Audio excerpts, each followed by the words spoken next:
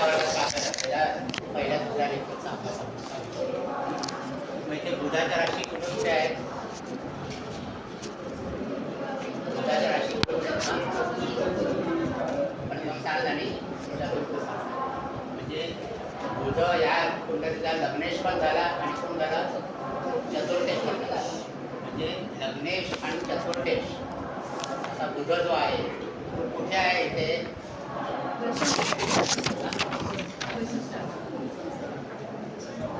दशम स्थानामध्ये. नुसता दशम स्थानामध्ये आहे का? कोणत्या राशीला आहे? दशम स्थान त्यामध्ये राशी सांगायची. दशम स्थानामध्ये कोणत्या राशीमध्ये आहे? मीन. नुसती मीन राशी आहे का ती? नुसती मीन राशी म्हणून सांगून चालेल का आपल्याला? कर्मस्थान तर आहेच, नीचेचं आहे, हे महत्वाचं आहे. ओके.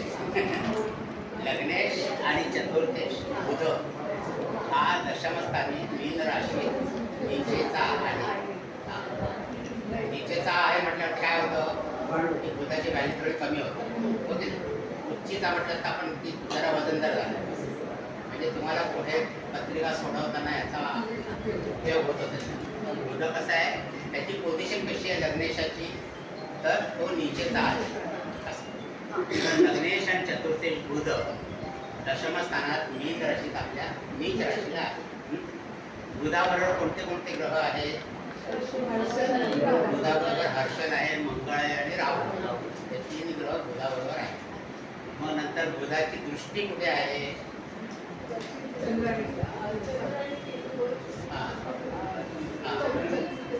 चतुर्थ स्थानातल्या आपल्या स्वराशीवर आहे.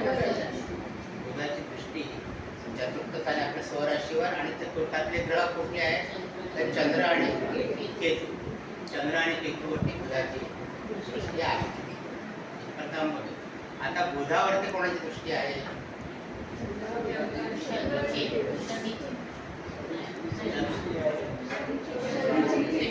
चंद्र आणि केतूची दृष्टी आहे. आणखी कोणत्या ग्रहाची आहे? शनीची तिसरी दृष्टी आहे. शनीची दृष्टी. आणखी कुठल्या ग्रहाची दृष्टी आहे का? गुरुची 9वी दृष्टी आहे.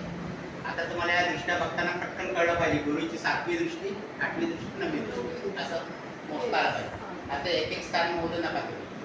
आता समोरची राशी बघायची. 7वी दृष्टी पुढे बघायची, नंतर 8वी 9वी दृष्टी बघायची. मग तुम्हाला ते लवकर लक्षामध्ये येईल. म्हणजे इथे आपण लग्नस्थान आणि चतुर्थ स्थान हे याचं वाचन केलं. त्याच्यानंतर आपण येऊया द्वितीय स्थानाकडे. धनस्थान. धनस्थानाचा स्वामी म्हणजे धनेश. धनेश कोण आहे इथे?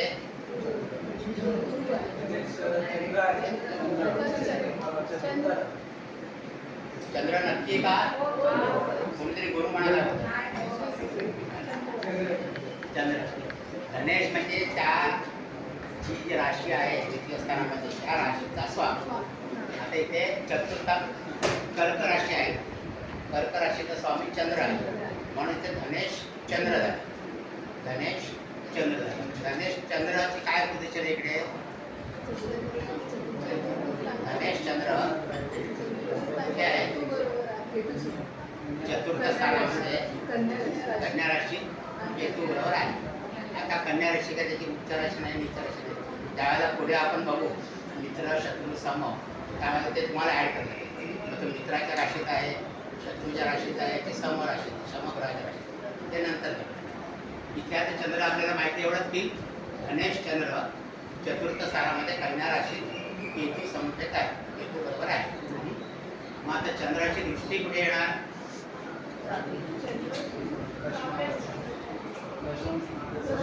दशम स्थानावर 7वी दृष्टी. दशमातले जे ग्रह आहेत दशम स्थानात त्या सगळ्या ग्रहांवरती चंद्राची दृष्टी येणार. ओके. आणि चंद्रावर दृष्टी आपण बघितली मागे दशम स्थानातल्या सगळ्या ग्रहांची दृष्टी आहेच. आणखी कुठल्या ग्रहाची दृष्टी आहे का चंद्रावरती? आणखी कुठल्या ग्रहाची दृष्टी आहे का चंद्रावरती? मंगळ तर आहे. 7वी दृष्टी सगळ्याचीच आहेत ना. या ग्रहांची 7वी दृष्टी आहेच सगळ्यांची.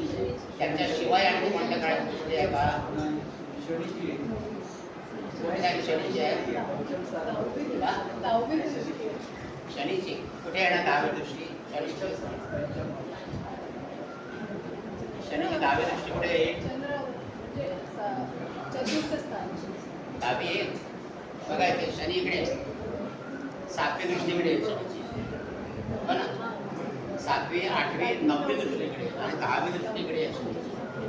म्हणजे दुसऱ्या कुठल्याही ग्रहाची दृष्टी नाही आहे चंद्रावरती. दशम स्थानातले जे ग्रह आहेत त्यांची दृष्टी आहे चंद्रावरती आणि चंद्र केतू बरोबर आहे. नंतर आपण ते तृतीय स्थानावरती तृतीयेश कोण आहे ते कुठे आहे? तृतीयेश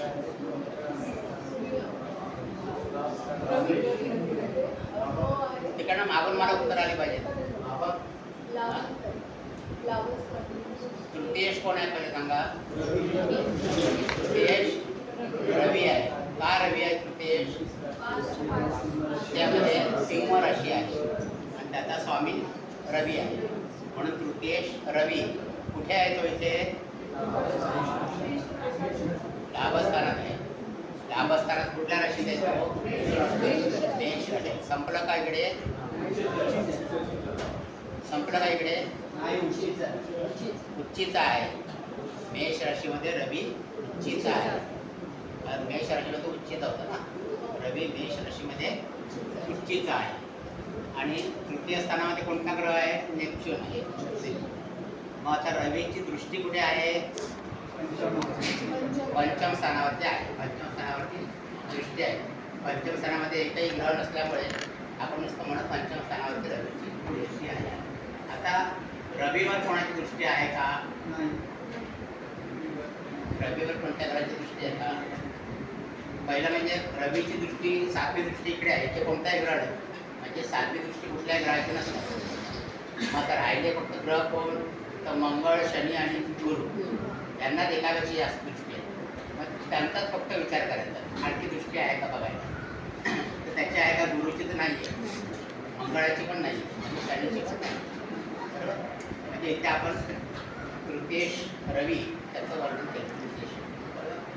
नंतर चतुर्थेशाचं झालं आहे. आता पंचम स्थानामध्ये कोणती राशी आहे? मग पंचमेश कोण झाला? शुक्र झाला. मग इथे शुक्र पंचमेश आणि कोणत्या स्थानात स्वामी आहे? मेष. पंचमेश आणि मेष शुक्र आहे. कळतं का तुम्हाला? येतं ना लक्षामध्ये आता? पंचमेश आणि मेष शुक्राच्या दोन राशी आहेत, वृषभ आणि तूळ. इथे तूळ राशी आहे आणि दुसरी राशी वृषभ आहे. मग पंचमेश आणि मेष शुक्र कुठे आहे? व्ययस्थानामध्ये स्वराशीला आहे. व्ययस्थानामध्ये स्वराशीला आहे. व्ययस्थानामध्ये स्वराशीला आहे. शुक्रवार कोणाची दृष्टी आहे का?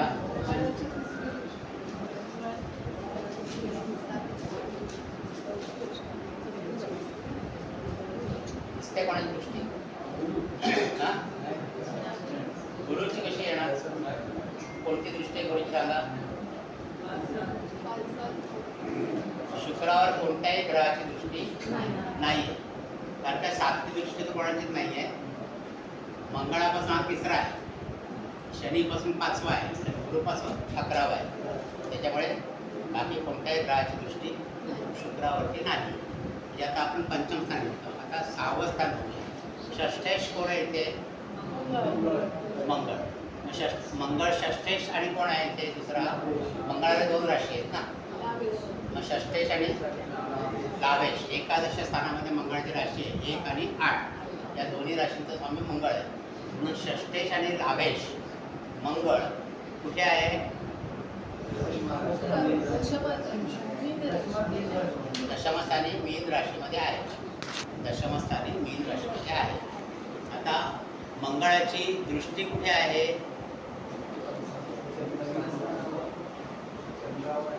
मंगळाची दृष्टी कुठे कुठे सांगा? मागून येऊन उत्तर.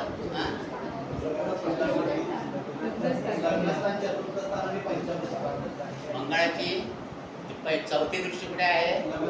लग्नस्थानी आहे. मंगळाची चौथी दृष्टी लग्नस्थानी आहे. नंतर सातवी दृष्टी कुठे आहे? चतुर्थ स्थानावर आहे. सातवी दृष्टी चतुर्थ स्थानावर आणि आठवी दृष्टी कुठे आहे? पंचम स्थानावर. आठवी दृष्टी पंचम स्थानावर. आता मंगळावरती कोणकोणत्या ग्रहांची दृष्टी सांगा? मंगळावरती फक्त चंद्राने शनी. शनीचे आहे. आणखी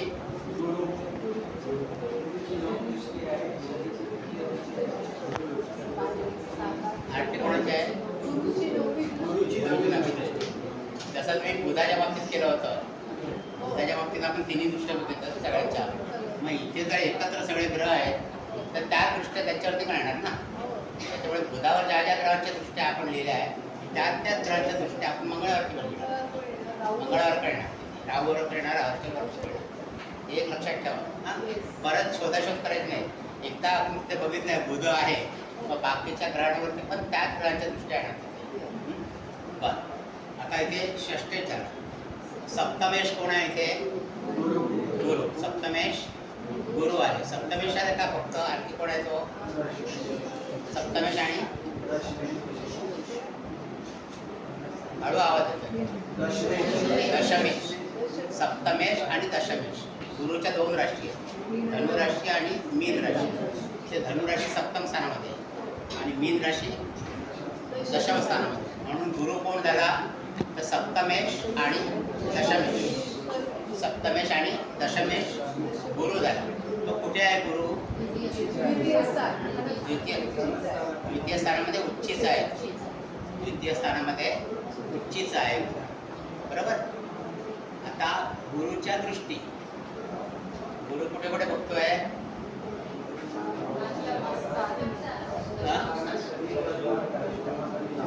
एकेकाने क्लिअरली सांगा मला. गुरुच्या दृष्टी कुठे कुठे आहे? पाचवी दृष्टी षष्ठ स्थानावर आहे. सातवी दृष्टी अष्टमातील शनीवर आहे. अष्टमावर आणि अष्टमातील शनीवरती. आणि नववी दृष्टी दशम राशीवर, दशम स्थानामध्ये स्वराशीवर आहे. आणि कोणत्या कोणत्या ग्रहांवरती आहे? हर्षर, मंगळ, बुध आणि राहू या ग्रहांवरती गुरुची दृष्टी आहे.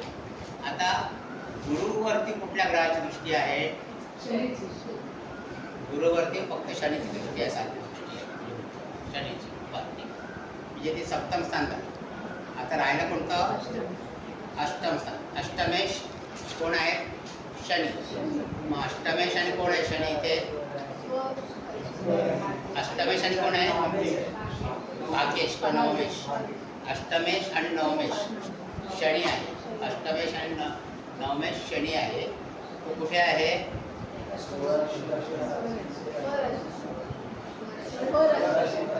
अष्टमात स्वराशीला आहे. अष्टमामध्ये स्वराशीला आहे. अष्टमामध्ये स्वराशीला आहे. आणि शनीची दृष्टी कुठल्या कुठल्या स्थानावर जाते?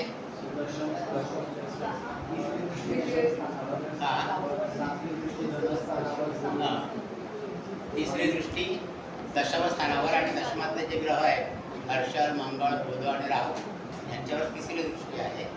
सातवी दृष्टी गुरुवरती आहे. द्वितीय स्थानातल्या गुरुवरती आहे सातवी दृष्टी. आणि दहावी दृष्टी कुठे आहे? पंचम स्थानावरती आहे.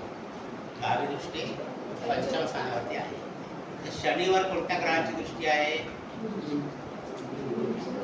शनीवर फक्त गुरुची दृष्टी आहे. शनीवर गुरुची दृष्टी आहे. म्हणजे इतकं आपण मागच्या वेळेला शिकलो, सुरुवातीला शिकलो होतो. म्हणजे ग्रह कोणत्या राशीमध्ये आहेत, कोणत्या स्थानाचे स्वामी आहेत, त्यांचे उच्च राशी, नीच राशी, मूलत्रिकोण राशी आणि त्यांच्या दृष्टी एवढं आपण झालं होतं की नाही. आता ही कुंडली तुमच्याकडे ठेवून त्या पेपरात आपण मांडली आहे. हे नक्षत्र आपण त्या ग्रहांबरोबर ते आपण ते वाचणार आहोत नक्षत्र त्यांची. कारण तो आपल्याला आपण जो मंत्र म्हटला होता की शिवरात्र सगळे नक्षत्र ग्रह आहेत नवग्रह त्याच्यामध्ये केतूपासून सुरुवात करून बुधापर्यंत आणि त्यांच्या अंगाकडे जे नक्षत्र आहेत तसे आपण मांडली होती आणि त्याचाच अभ्यास आपण पुढे पुढे करणार आहोत. तर आता इथे पहिला हे शुक्र शुक्र शु नंतर र च म रा गु श आणि गु. सहा प्रमुख ते शूर च म रा गु श त्याला आपण इकडे अनुक्रमांक ठेवू. 1 2 3 4 5 6 7 8 आणि 9.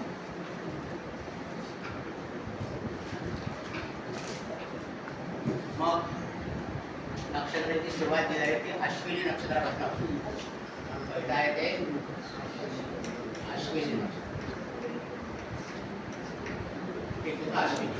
नंतर दुसरं आलं होतं ते मघा आणि तिसरं आहे ते अशी तीन व्यक्तीचे नक्षत्र अश्विनी मघा आणि मूळ. नंतर शुक्राची नक्षत्र होती भरणी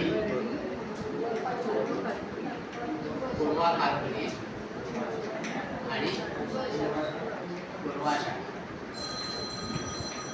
पूर्वाषाढा. ही शुक्राची नक्षत्र.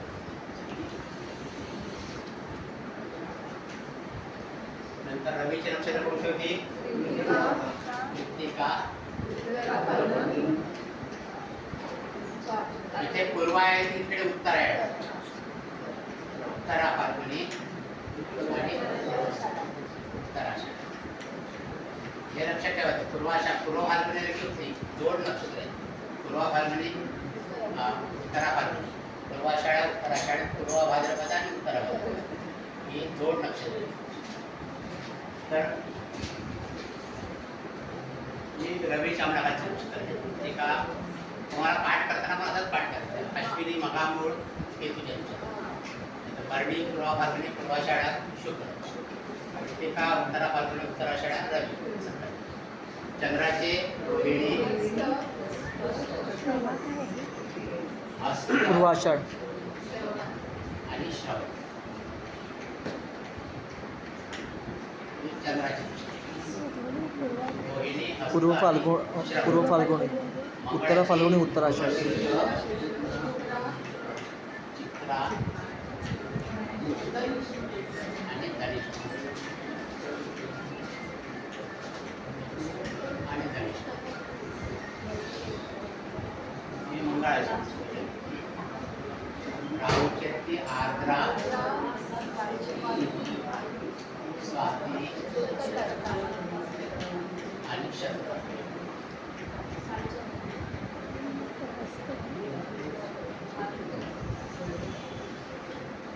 आर्द्रा स्वाती आणि शरद.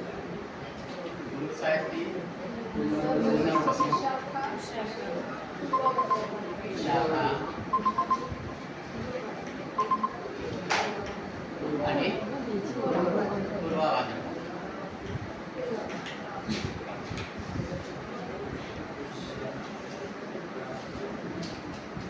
शनीची विश्व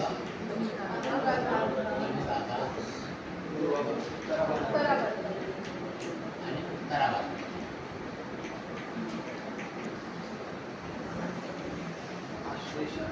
आणि बुधाची अश्लेषा ज्येष्ठा आणि देव.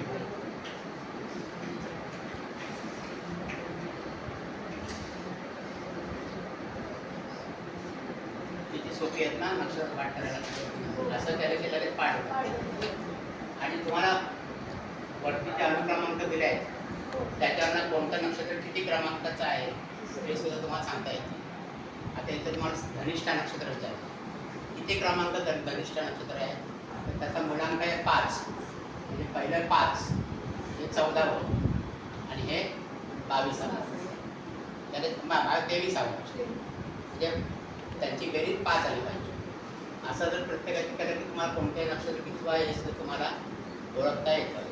हां, आता आपण बघितलं प्रत्येक नक्षत्राचे 4 चरण आहेत. प्रत्येक नक्षत्राचे 4 चरण आहेत. आपण 1 2 3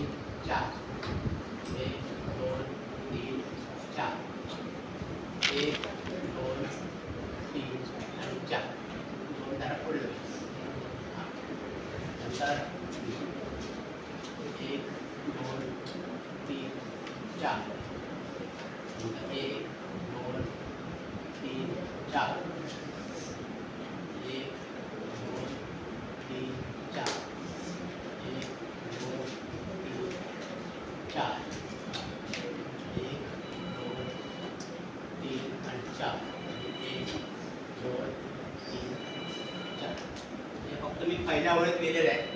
सगळ्यांचे असेच आहेत 1 2 3 4 1 2 3 4 असेच नक्षत्र. आता आपण नक्षत्रांचं जे कॅल्क्युलेशन केलं होतं की आपलं राशीचक्र म्हणा किंवा क्रांतिमार्ग जो आहे 360 लंबवर्तुळाकार 360 अंशाचा आहे. त्याच्यामध्ये 27 नक्षत्र आपण बसवलेली आहे. 27 नक्षत्र त्याची काढल्यामुळे आपण एक नक्षत्राची व्याप्ती किती आली आहे तर 13 अंश आणि 20 कलर. एक नक्षत्र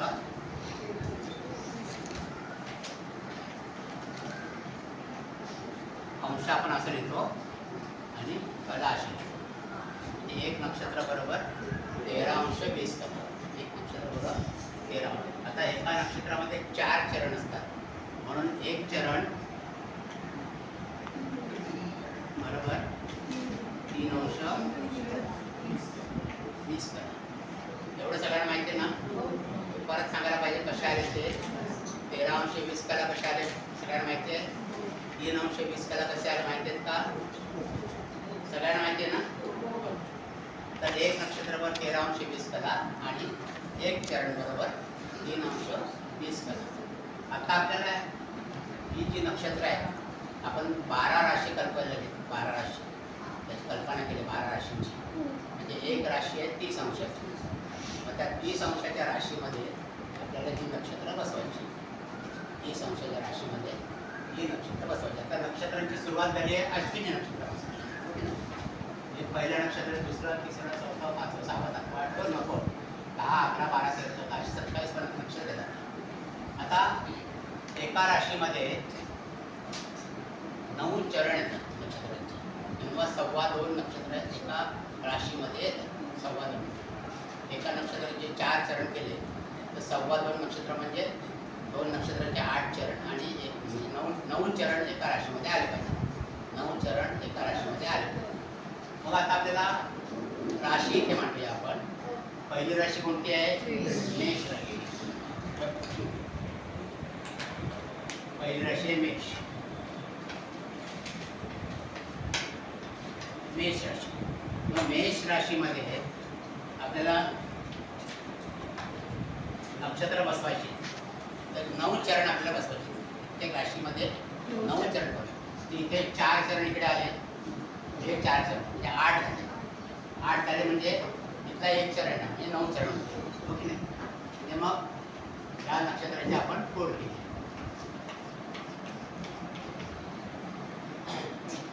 म्हणजे अश्विनी नक्षत्राचे 4 चरण, भरणी नक्षत्राचे 4 चरण आणि कृत्तिका नक्षत्राचा 1 चरण.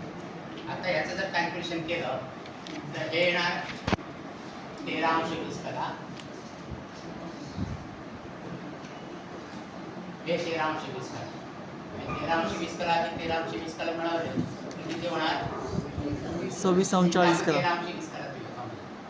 13 अंश 20 कला आणि इकडे 3 अंश 20 कला. 1 चरण. म्हणजे याचे किती होणार ते राशीमधली व्याप्ती किती 13 अंश 20 कला आणि 26 अंश 40 कलेपर्यंत हे येणार आणि 30 अंशापर्यंत 1 चरण एका राशी. आता ही जी विभागणी आहे ही या गटातल्या तिन्हीच्या तिन्ही राशींना तशी देणार. या गटामधल्या तिन्ही राशींना तशी देणार. म्हणजे मेष राशी जी आली त्याच्यानंतर सिंह राशी येणार. सिंह आपण असे घेऊया म्हणजे सिंह घेऊ. मेष सिंह. सिंह राशीमध्ये पण हेच नक्षत्र येणार फक्त नक्षत्रांची नावं वेगळी असतात. इथे अश्विनी भरणी आणि कृत्तिका आहे मेष राशीमध्ये. सिंह राशीमध्ये याच ग्रहांचे नक्षत्र आहेत पण ते नक्षत्र वेगळे. मगा पूर्वा फाल्गुनी आणि उत्तरा फाल्गुनी. त्याची विभाजन कसं होणार त्याचे 4 चरण म्हणजे त्याचे 4 चरण आणि याचा 1 चरण असं. सिंह राशी. म्हणजे इथे 13°20 कलेपर्यंत मघा नक्षत्र येईल, 26°40 कलेपर्यंत पूर्वा फाल्गुन नक्षत्र येईल आणि 30° उत्तरा फाल्गुन नक्षत्राचं एक चरण येईल. विभागणी कशी? आता ही सिंह राशी झाली. तिसरी राशी याची कोणती आहे? धनु. 1, 5 आणि 9 ही 1 नंबरची राशी आहे, ही 5 नंबरची राशी आहे आणि ही 9 नंबरची राशी आहे. 1, 5, 9. इथे सुद्धा याच ग्रहांची नक्षत्र येणार, फक्त नक्षत्रांची नावं वेगळी. इथे धनुराशीमध्ये मूळ नक्षत्र 1, पूर्वाषाढ नक्षत्र 1 आणि उत्तराषाढ नक्षत्र. आता त्यांची पण विभागणी तशीच होणार. मूळ नक्षत्राचे 4ही चरण येतील, याचे 4ही चरण येतील आणि याचा 1 चरण, 4, 4 आणि 1 धनुराशी. बरोबर. आता म्हणजे हा एक भाग झाला आपल्या राशींपैकी. म्हणजे 3 राशी इथे आल्या 12पैकी, म्हणजे 1/4 राशी इथे आल्या 25%. आता दुसरी गोष्ट म्हणजे मेष, सिंह आणि धनुराशी जी आहे त्यांच्यामध्ये हीच नक्षत्र आहेत. हे नक्षत्र दुसऱ्या कुठल्या राशीमध्ये मिक्सअप होणार नाही. तर नक्षत्र न क्षरती तत् नक्षत्र, तर नक्षत्र आपली जागा कधीही सोडत नाही आणि नक्षत्रांवरच आपण राशीची कल्पना केली. म्हणजे अश्विनी नक्षत्र, भरणी नक्षत्र, प्रत्येक नक्षत्राचा थोडा भाग हे मिळून आपल्याला मेष राशी मिळते. हे कायम असणार का? नंतर मघा नक्षत्र, पूर्वा फाल्गुन नक्षत्र, उत्तरा फाल्गुन नक्षत्र हे मिळून सिंह राशी होते आणि मूळ पूर्वाषाढ आणि उत्तराषाढ ही नक्षत्र 3 सव्वा 2 नक्षत्र मिळून धनुराशी होते. म्हणजे आता हे एकदा तुम्ही पाठ केली राशीतली नक्षत्र, मेष राशीमध्ये अश्विनी, भरणी आणि कृत्तिकाचे चरण असं, सिंह राशीमध्ये मघा, पूर्वा फाल्गुनी, उत्तरा फाल्गुनीचं 1 चरण आणि धनुमध्ये मूळ, पूर्वाषाढा, उत्तराषाढाचं 1 चरण. हे कॉम्बिनेशन कायम राहील या राशीमध्ये.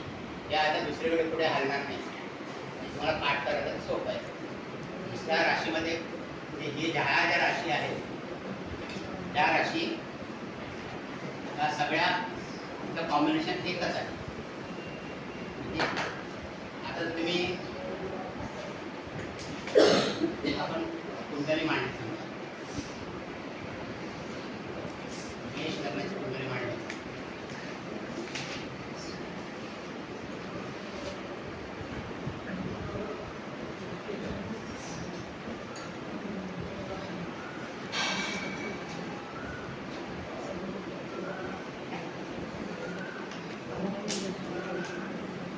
मेष लग्नाची कुंडली मांडली.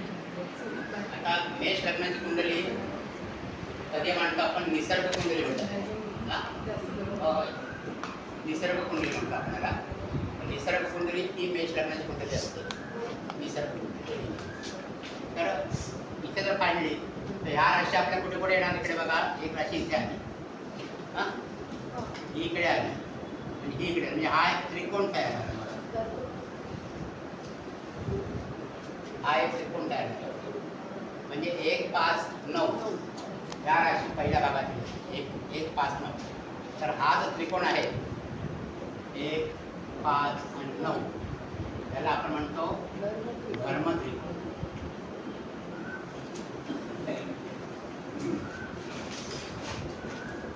धर्म किंवा तत्व जर बघायला गेलं तर ह्या राशी आहेत त्या अग्नी तत्वाच्या राशी.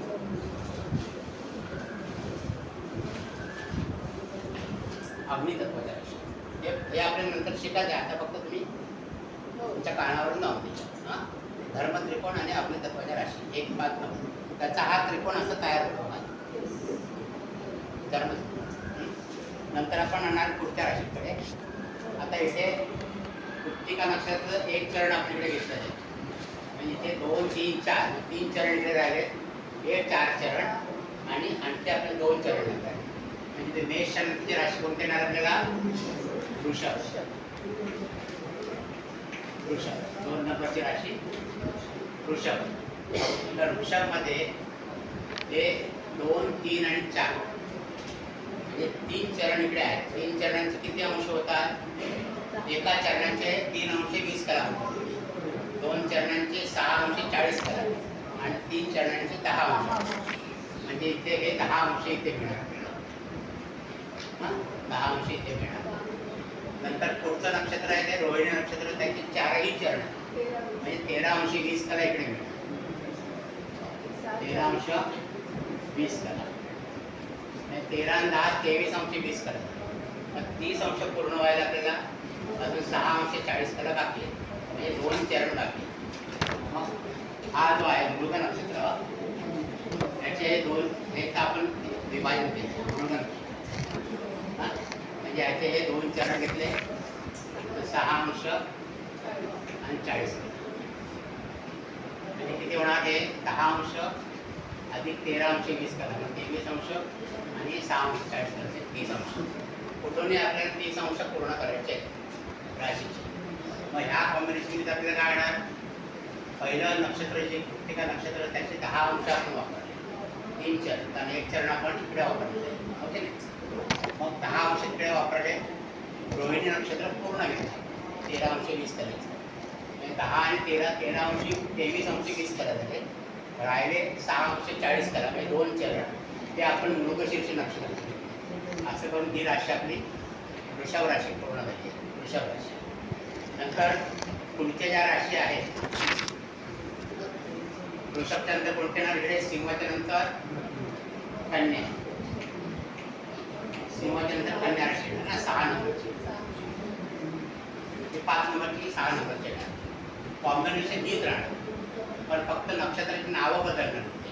म्हणजे इथे उत्तरा फाल्गुनी नक्षत्राचे 10 अंश आपण घेतले, हस्त नक्षत्राचे 13 अंश 20 कला घेतले आपण, आणि चित्रा नक्षत्राच्या 6 अंश 40 कला घेतले. अंश सगळे सारखेच आहेत, अंशाचं बायफर्केशन सगळं सारखंच आहे, फक्त नक्षत्रांची नावं बदलली. त्याच्यात कन्या राशी घेतली तर उत्तरा फाल्गुनी हस्त आणि चित्रा हीच नक्षत्र त्याच्यामध्ये येणार, बाकी कोणती नक्षत्र येणार नाही, असं तुम्ही लक्षात ठेवा. नंतर ही कन्या राशी झाली. नंतर 10वी राशी कोणती येणार,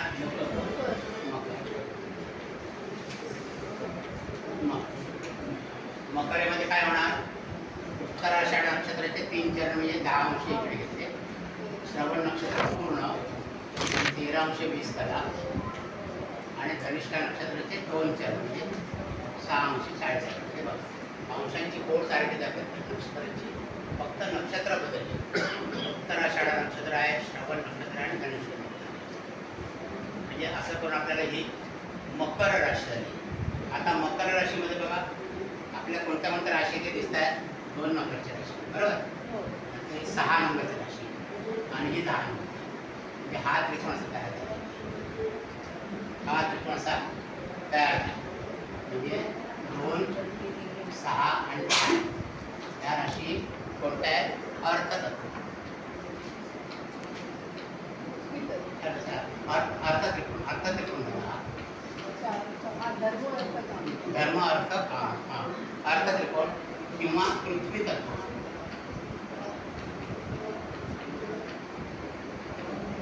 म्हणजे पहिला जो 3 राशी आहे त्या धर्म त्रिकोणातल्या किंवा अग्नी तत्वाच्या राशी, दुसऱ्या या 3 राशी आहेत त्या अर्थ त्रिकोणातल्या किंवा पृथ्वी तत्वाच्या राशी, दुसऱ्या 3 राशी बरोबर. इथपर्यंत आले लक्षात सगळ्यांच्या, कळत्या सगळ्यांना, एवढ्या राशी कशा झाल्या कळतं. आता इथे आपण मृगशीर्ष नक्षत्राचे 2 चरण वापरले, म्हणजे 2 चरण राहिले, 2 चरण. आता हे 2 चरण, हे 4 चरण, इतके झाले 6 झाले. मग इथे आपल्याला 3 चरण द्यावे लागतील ना. आता ही राशी कुठली येणार, मिथुन राशी. मिथुन 3 नंबरची राशी, 3 नंबरची राशी मिथुन आपण घेतली. तिथे 2 चरण म्हणजे 6 अंश 40 कला, इथे 6 अंश 40 कला त्या आपल्याला मृगशीर्ष नक्षत्राचे. नंतर ह्याचे 13 अंश 20 कला आर्द्रा नक्षत्राच्या, आणि दोन्ही मिळून किती झाले 20 अंश झाले.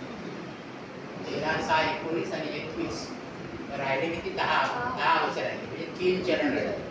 ते आपण 3 चरण पुन्हा बसू शकतो, 10 अंश इकडचे. म्हणजे या नक्षत्राचे आपण परत तीन चरण आपण इकडे घेतो. म्हणजे हे 2 चरण, तिसरा आणि चौथा चरण. इथे 1 2 3 4 म्हणजे 4 आणि 2 6 झाले आणि हे 1 2 3 म्हणजे 9 चरण. कुठे 9 चरण आपल्याला घ्यायचे. म्हणजे इथे ही मिथुन राशी झाली.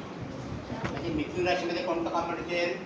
मृगशीर्ष नक्षत्राचं तिसरा आणि चौथा चरण, आषाढ नक्षत्र पूर्ण आणि पुनर्वसु नक्षत्राचा पहिले 3 चरण. 1 2 3 पहिले 3 चरण हे आपल्याला मिथुन राशीमध्ये येते. मिथुन राशी बरोबर. आता मिथुनच्या नंतरची पुढची राशी कुठली येणार? कन्याच्या पुढे तुळ राशी. कन्याच्या पुढे तुळ राशी. तुळ ही 7 नंबर म्हणजे 3 7 1 5 9 2 6 10 3 7 अशा आहे. इथे सुद्धा कॉम्बिनेशन तेच. इथे मंगळाच्या राशीचे 2 नक्षत्र म्हणजे चित्रा नक्षत्र काढायचे. चित्रा नक्षत्राचे 2 चरण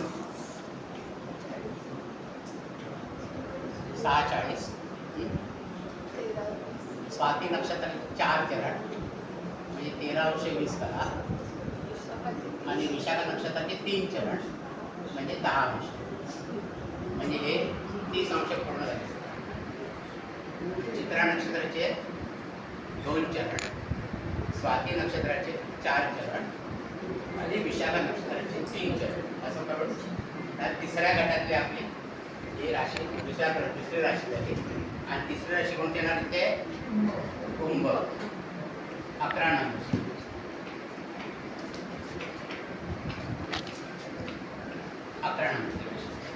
कुंभ राशी.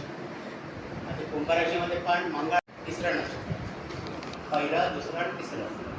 धनिष्ठा नक्षत्राचे 6 अंश 40 कला, शततारका नक्षत्र पूर्ण म्हणून 13 अंश 20 कला आणि पूर्वा भाद्रपद नक्षत्राचे 3 चरण म्हणून 10 अंश. असं म्हणून ही 30 अंश आपण पूर्ण करतो. म्हणजे हा तिसरा गट तयार झाला. तिसरा गट कोणता आहे? तर 3 7 आणि 11. 3 7 आणि 11 असं. 3 7 आणि 11 हा त्याला काम त्रिकोण म्हणतात किंवा वायू तत्वाचा राशी किंवा आता क्वेश्चन बघा अशी आहे. 3 7 11 प्रत्येक त्रिकोणाचं टोक वेगवेगळं तुम्हाला दिसेल. पहिल्या त्रिकोणाचं टोक वरती आलं आहे, दुसऱ्या त्रिकोणाचं टोक इकडे आलं आहे, तिसऱ्या त्रिकोणाचं टोक इकडे आलं आहे. आता चौथा त्रिकोण आपण भूताचं टोक घेतलं बघूया. चौथा त्रिकोण. आता मिथुनच्या नंतर कोणती राशी येणार? कर्क. कर्क राशी. कर्क राशीमध्ये इथे आपल्याला गुरुचं नक्षत्र जे आहे पुनर्वसु नक्षत्र त्याचे 3 चरण आपण इकडे वापरले. म्हणजे एकच चरण आहे. म्हणजे त्याचे किती आहेत? 1 चरण किती अंश आहेत? 3 अंश 20 करा. दोन्ही म्हणून 13 अंश 20 करा होतात बघा. इथे पण दोन्ही म्हणून 13 अंश 20 करा होतात. इथे सुद्धा दोन्ही म्हणून 13 अंश 20 करा होतात. तर इथे गुरुचा 3 अंश 20 करा चतुर्थ चरण हे पूर्ण नक्षत्र म्हणजे 13 अंश 20 करा आणि हे पण पूर्ण चरण पूर्ण नक्षत्र 13 अंश 20 करा. म्हणजे 13 अंश 20 करा 13 अंश 20 करा 26 40 आणि हे 1 म्हणजे 30 अंश राशी पूर्ण कर्क राशी. तर ही कर्क राशी पूर्ण झाली. नंतर कर्काच्या नंतर कोणते येणार? 7च्या पुढे 8 नंबर येणार नाही ते कोणते आहे? वृश्चिक. वृश्चिक राशी. वृश्चिक राशीमध्ये पण विभागणी अशी नक्षत्राची विशाखा नक्षत्र येणार इकडे 1 चरण म्हणजे 3 अंश 20 करा. पूर्ण नक्षत्र अनुराधा नक्षत्र पूर्ण 13 अंश 20 करा आणि ज्येष्ठा नक्षत्र पूर्ण 13 अंश 20 करा. 13 अंश 20 करा म्हणजे वृश्चिक राशी झाली. आणि शेवटची राशी जी आहे ती मीन राशी. मीन मीन राशी. आता मीन राशीमध्ये पण पूर्व भाद्रपद नक्षत्र 3 अंश 20 करेपर्यंत येणार. नंतर हे 13 अंश 20 करा आणि हे 13 अंश नसतं. हे 13 अंश नसतं. बरोबर. म्हणजे आता ही आपली इथे कसे येणार आता चौथा त्रिकोण कसा येणार 4, 8 आणि 12. ओके. मग हा 4, 8 आणि 12 हे बघा टोक इकडे आला. हां 4, 8, 12 या आहेत मोक्ष त्रिकोण.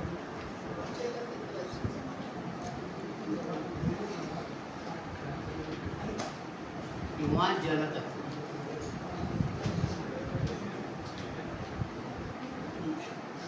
मोक्ष त्रिकोण किंवा जलतत्वाच्या भाषेत. मोक्ष त्रिकोणाच्या किंवा जलतत्वाच्या भाषेत. म्हणजे आता 4 त्रिकोण आपण बघितले. धर्म त्रिकोण, नंतर अर्थ त्रिकोण, मोक्ष त्रिकोण आणि काम त्रिकोण. अशा आपण 4 त्रिकोण. आता या त्रिकोणाच्या पोझिशन कशा आहेत बघितलं तुम्ही. धर्म त्रिकोण म्हणजे वरती असा धर्माचे शेंड. अर्थ त्रिकोण म्हणजे इकडे टोक आलं जातं, इथे आपलं कर्मस्थान आहे. ओके. आणि अर्थ त्रिकोणाशी संबंधित धनस्थान आहे. हे षष्ठ स्थान म्हणजे दशम स्थानात ते 9वं स्थान आहे, भाग्यस्थान आहे. दशम स्थानाचं भाग्यस्थान आहे म्हणजे दशमापासून 9वं स्थान आहे. म्हणजे अर्थ त्रिकोणामध्ये की म्हणजे तुम्हाला जर एखाद्याची आर्थिक परिस्थिती बघायची असेल तर हा त्रिकोण तुम्हाला बघायला पाहिजे. एखाद्याची स्वामी भक्ती किंवा धर्मभक्ती किंवा देशनिष्ठा बघायची असेल तर ह्या राशी आपण तुम्हाला बघायला पाहिजे. 1, 5, 9, 4 त्या स्थानातल्या धर्म त्रिकोणातल्या राशी. हां म्हणजे हा आपला पुढचा अभ्यास आहे. तसं तुम्हाला तुमच्या अभ्यासामध्ये एक गोष्टी नवीन ॲड करायला पाहिजे. की तुम्हाला विचारलं या व्यक्तीची आर्थिक स्थिती कशी असते. तर आर्थिक स्थिती बघायला तुम्ही काय बघणार, त्याचं धनस्थान कसं आहे. तुम्ही कुटुंबात आपण बघणार प्रत्येक सणाला काय बघतो हे धनस्थान आहे. हे कर्मस्थान म्हणजे तो जे काय कर्म करेल, व्यवसाय वगैरे करेल तो, आणि हे त्याचं भाग्य असतात. म्हणजे ह्या 3 स्थानांचा विचार तुम्हाला करायला पाहिजे. बाकीच्या गोष्टींचा विचार पण करायला पाहिजे, पण ह्या 3 गोष्टींचा विचार करायला पाहिजे. हा काम त्रिकोण आहे. म्हणजे इथे विवाहाचं स्थान येतं बघा, इथे लाभस्थान येतं आणि हे तृतीय स्थान पराक्रम स्थान आहे. आणि हा त्रिकोण कसा आहे बघा, त्याचं डोक खाली आहे. तुम्हाला हा त्रिकोण आठवतं का कुठे त्रिकोण आणखी संतती नियमांचं जी जाहिरात येते त्याच्यामध्ये असा त्रिकोण असतो. आलं लक्षात. गव्हर्नमेंटची जाहिरात येते संतती नियमांची पूर्वी यायची, आता येत नाही, पण त्याच्यामध्ये असा त्रिकोण होता. आणि जो चौथा त्रिकोण आहे मोक्ष त्रिकोण, त्याचा झेंडा बघा असा आहे. त्रिकोण जिकडे म्हणजे देवळावरती झेंडे असतात त्याचं टोक, झेंड्याचं टोक असं इकडे असतं बघा यामध्ये. म्हणजे हे पण तुम्ही लक्षात ठेवा, हे तुम्हाला कळेल. हे मोक्ष त्रिकोण म्हणजे मोक्ष प्राप्ती जर आपल्याला असेल, एखाद्या व्यक्तीला म्हणजे मोक्ष प्राप्तीकडे त्याचा ओढा असेल तर त्याच्या या 3 राशी बघायच्या 4, 8, 12 चतुर्थ स्थानातल्या आणि व्ययस्थान आणि अष्टम स्थान या मोक्ष प्राप्तीची स्थान आहेत. पुढे आपण येणार राशीची ज्यावेळेला आपण विभागणी करून त्यावेळेला घेणार.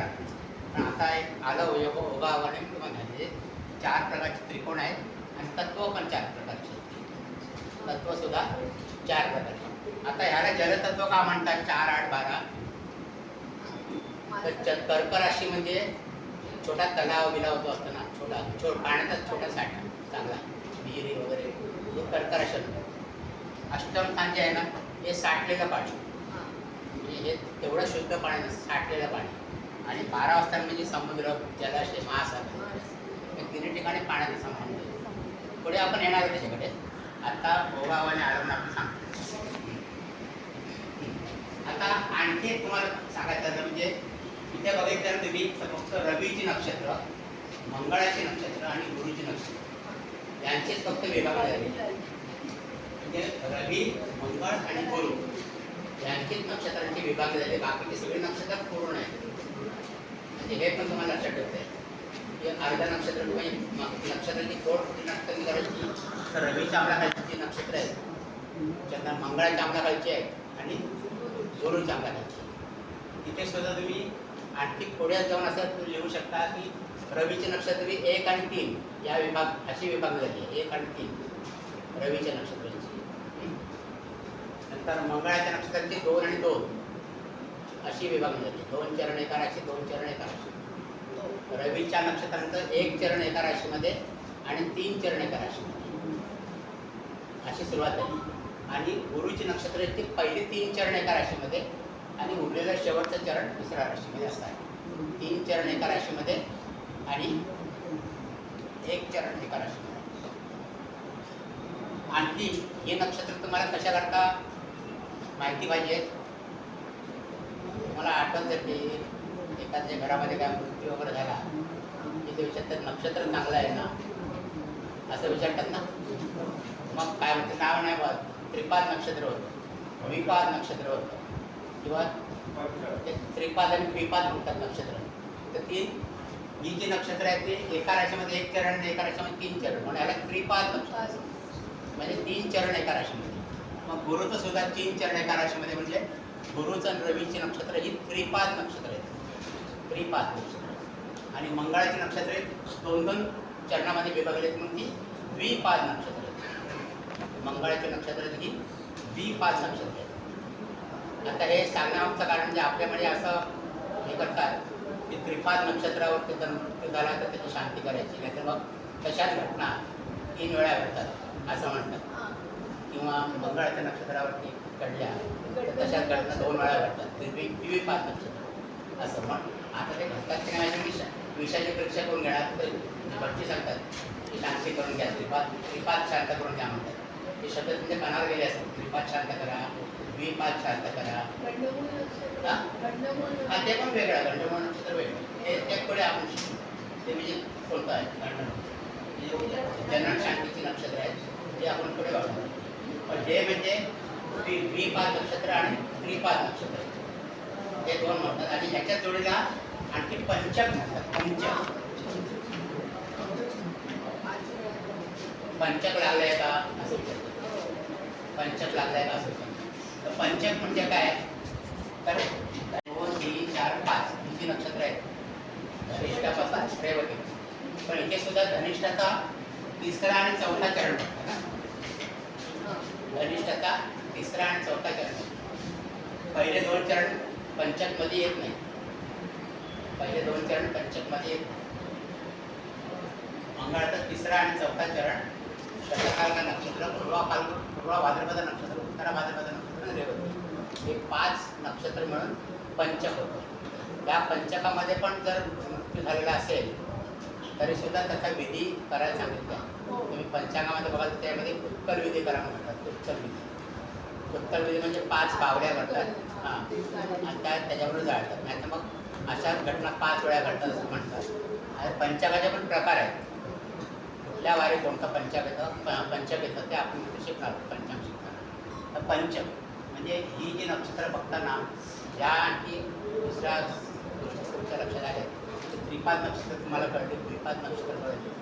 आणि ते कधी वापरतात तर याला मृत्यूच्या वेळेला. आणि जन्म झाल्यावरती कोणतं नक्षत्र कशाकरता वापरतात जनन शांती करायला पाहिजे काळाच्या. त्याच्यामध्ये तुमचं ते गंडमूळ वगैरे ते जनन शांतीची नक्षत्र वेगळी ते आपण नंतर बघणार. त्यावेळेला त्रिपाद आणि द्विपाद नक्षत्र बघत नाही. हां द्विपाद आणि त्रिपाद नक्षत्र बघत नाही. ही फक्त मृत्यू समय बघतात. मृत्यू झाला असेल तर विचारतात. आता तुम्ही ज्योतिष शिकता वेळी तुम्हाला विचारते बघा बाबा नक्षत्र चांगले आहे का तुम्ही सांगा. ते का उत्तरा फाल्गुनी उत्तराषाढा किंवा मृगशीर्ष चित्रा धनिष्ठा किंवा पुनर्वसू विशाखा पूर्व भाद्रपद नक्षत्र असेल तर मग त्याप्रमाणे सांगायचं द्विपाद नक्षत्र आहे त्रिपाद नक्षत्र असं. आपली असेल तर सांगायचं शुभ नक्षत्र काय हरकत नाही असं. तर हे नक्षत्र आणि हे पंचक आहे. धनिष्ठाचा म्हणजे कुंभ राशी आणि मीन राशी कळतात ना. कुंभ राशी आणि मीन राशी तर हे त्याला पंचक समजतात. आता एवढं सगळं झालं. आता प्रत्येक राशीमध्ये ते अंश पण तुम्हाला लक्षात आलं पाहिजे. 13 अंश 20 करेपर्यंत असेल तर ते अश्विनी नक्षत्र असणार. एखादा ग्रह 13 अंश 20 कडेच्या आतमध्ये असेल तो अश्विनी नक्षत्रामध्ये. तो जर समजा ते 26 कडे 13 करा ते 26 करा या ह्याच्यामध्ये असेल तर तो भरणी नक्षत्राचा असा. आता हेच आपल्याला आपल्या कुंडलीमध्ये टाकायचं आहे. हेच कुंडलीमध्ये आपल्याला वापरायचं आहे ही माहिती आहे आपल्याला. आता हे सगळं टेबल सगळ्यांना कळलं का? हे असं पाठ होईल का तुमचं? असं टेबल पाठ होईल का सगळं? Yes sir. म्हणजे हे सर म्हणायचं त्यांचा आवाज खटखटीत आला. तर ही नक्षत्र जी आहेत ही याप्रमाणे हरकत नाही, वेळ लागेल तुम्हाला, पण रोजचा एक ग्रहाचं नक्षत्र ते पाठ केलं ते पुढच्या रविवार पण तुम्ही सगळे पाठ करा. रोज एका ग्रहाचं नक्षत्र ते पाठ केलं, एका ग्रहाचं नक्षत्र, तरी पुढच्या रविवार पण सगळी पाठ होईल. बरोबर आहे? इतकं कळलं. हे पुसवात मी आता यायची की हां बोला. किती अंश द्यायचे? 3 अंश.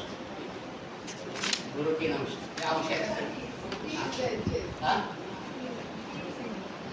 3 सांगितलं ना? 3. नेपच्यूनला किती अंश द्यायचे? एकेकडे ना 7. हां पुढे नाही असं काय नाही. किती एक राशी 30 अंशाची असते.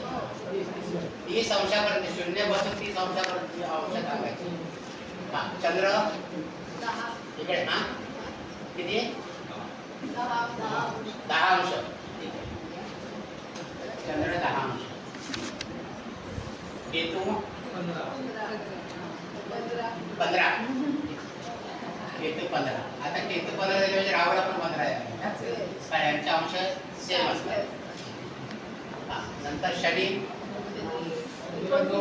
29.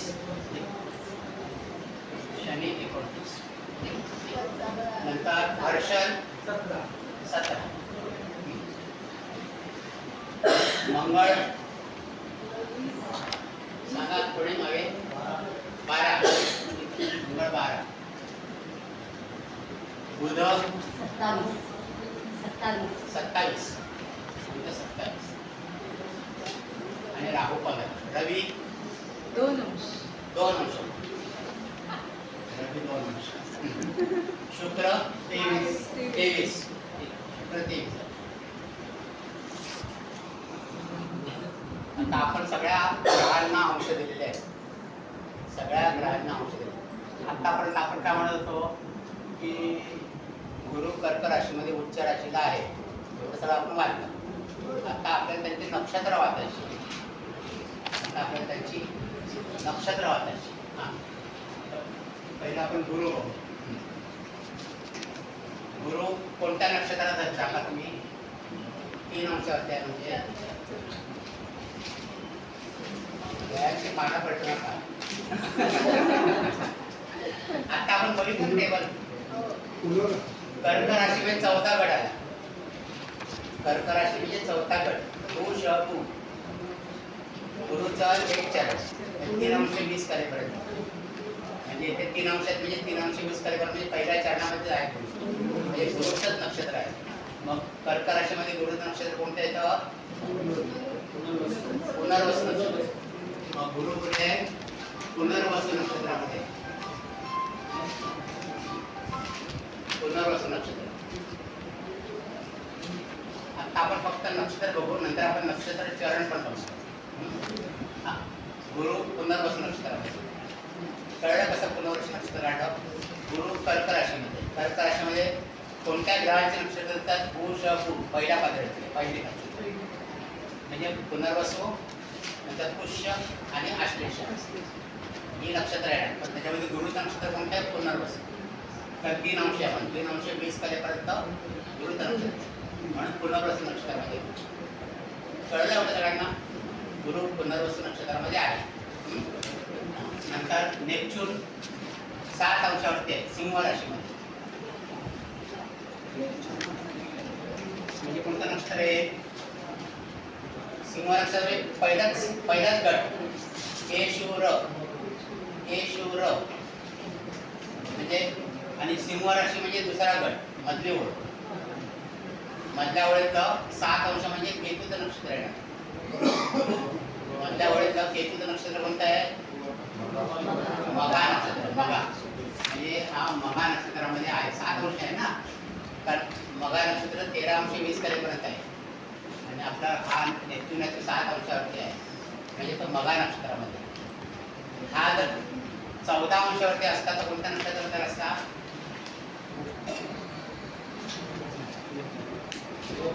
पूर्वा फाल्गुनी नक्षत्राला असता. आणि हा जर 28 अंशावरती असता तर उत्तरा फाल्गुनी नक्षत्रामध्ये असता. के शूर हा मंत्र पाठ करायचा. के शूर पहिला गट आहे. सिंह राशी 1, 5, 9 या राशी आहेत, त्याच्यामध्ये केशूर हा गट आहे. नंतर आपण येऊ चंद्राकडे. चंद्र 10 अंशावरती कन्या राशी. चंद्र 10 अंशावरती आहे. कोणता येणार?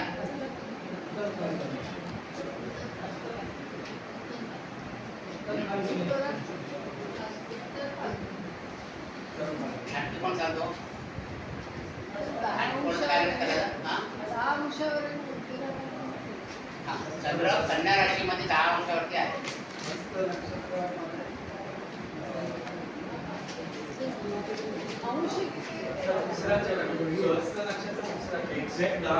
हा, मागे पण नाही, आपण एक्झॅक्ट 10 करायचं. इथे 10 दिले तर एक्झॅक्ट 10 करायचं.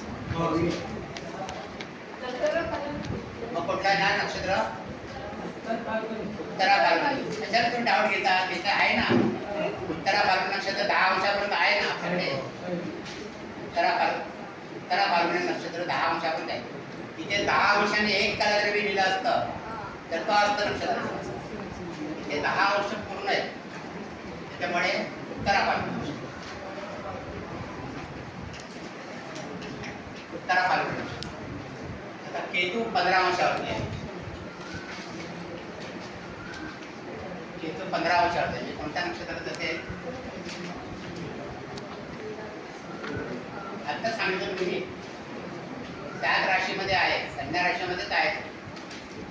6 अंशापर्यंत उत्तरा फाल्गुनी नक्षत्र. नंतर कोणतं येणार? हस्त नक्षत्र. म्हणजे केतू हस्त नक्षत्र. केतू हस्त नक्षत्र. बरोबर ना? सगळ्यांना कळतं ना? सगळ्यांना 10 अंशापर्यंत उत्तरा फाल्गुनी नक्षत्र आहे, त्याच्या पुढे हस्त नक्षत्र आहे. चंद्राचं हस्त नक्षत्र. नंतर आता शनीकडे येऊया.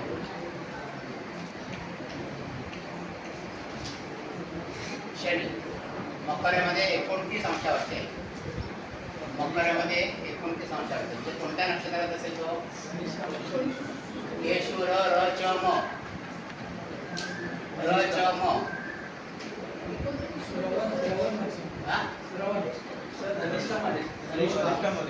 तुमचं श्रवण कसं आलं?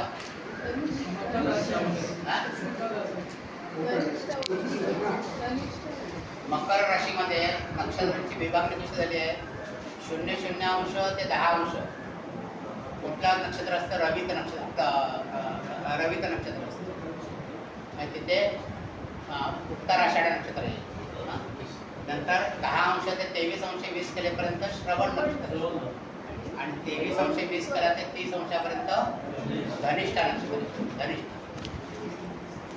म्हणून शनी आहे तो धनिष्ठा नक्षत्र.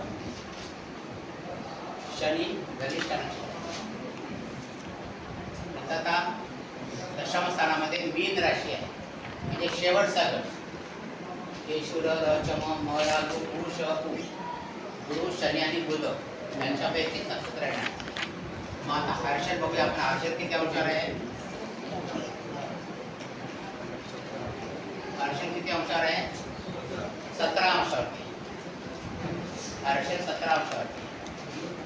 कोणत्या नक्षत्रामध्ये असतो तो? आणि इकडे सांगा तुम्ही. उत्तरा बाजूला. आणि इकडे परत काय आलं सांगा. तुम्ही करा, कॅल्क्युलेशन करा, सांगा मला.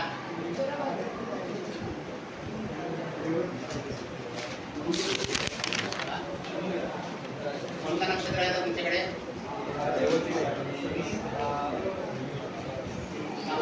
विकानामध्ये सांगतो.